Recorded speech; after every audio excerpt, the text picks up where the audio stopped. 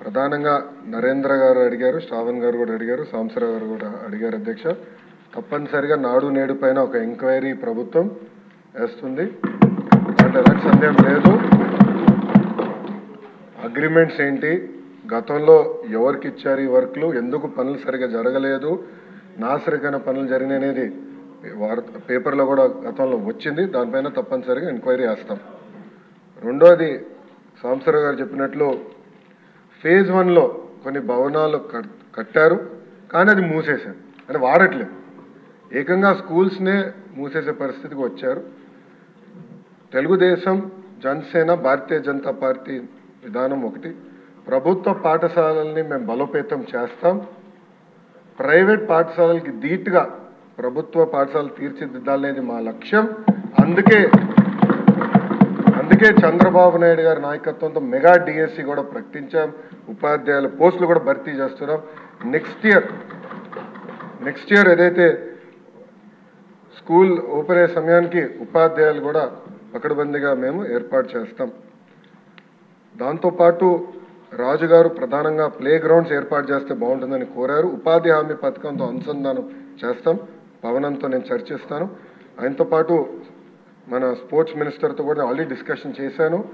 Inter school competition ఎట్లా పెట్టాలి, inter district competitions ఎట్లా ఏర్పాటు చేయాలి, కేవలం స్పోర్ట్సే కాదు ఆర్ట్స్ అండ్ క్రాఫ్ట్స్ని ఎట్లా ప్రోత్సహించాలి అని దానిపైన మేము కూడా డిస్కస్ చేస్తున్నాం.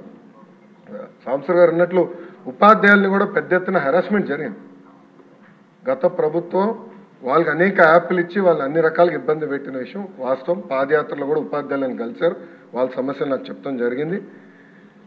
ఈ సంవత్సరం నా ఆలోచన, I'm subject to correction from members, నా ఆలోచన ఏంటంటే ఈ సంవత్సరం ముందల కేజీ టు పీజీ విద్యను మొత్తం ప్రక్షాళన చేద్దాం. నేను పక్క రాష్ట్రాల్లో కూడా ఎలాంటి కార్యక్రమాలు జరుగుతున్నాయి అనేది నేను చదువుతాను. ఉత్తరప్రదేశ్లో నిపుణ్ కార్యక్రమం చేస్తున్నారు, ఢిల్లీలో కూడా అనేక కార్యక్రమాలు చేస్తున్నారు. నేను కూడా అది మొత్తం రివ్యూ చేస్తున్నాను. నేను కూడా ఫీల్డ్ విజిట్స్కి వెళ్ళాల్సిన అవసరం ఉంది. ఒక పక్కన విద్యార్థుల కోసం మనం డబ్బులు ఖర్చు పెడుతున్నాం, మిడ్ డే మీల్స్ కార్యక్రమాలు ఇస్తున్నాం, ఇన్ఫ్రాస్ట్రక్చర్ ఇంప్రూవ్ చేస్తున్నాం, కానీ లెర్నింగ్ అవుట్కమ్స్ ఏంటి?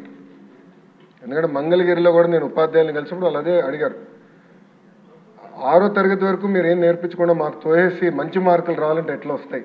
సో లెర్నింగ్ అవుట్కమ్స్ ఎట్లా మెజర్ చేయాలి అని దానిపైన కూడా మేము చర్చిస్తున్నాం.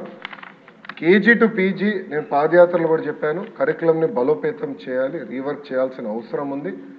అది చేసే ముందర పక్క రాష్ట్రాల్లో ఏం జరుగుతుందో కూడా నేను చూస్తున్నాను అధ్యక్ష. దానివల్ల వాళ్ళకి వచ్చిన అవుట్కమ్స్ ఏంటి అనేది మేము చదువుతున్నాం. ఆ మొత్తం రోడ్ మ్యాప్ ప్రిపేర్ చేసి సంఘాలతో కూడా మేము చర్చించి అందరు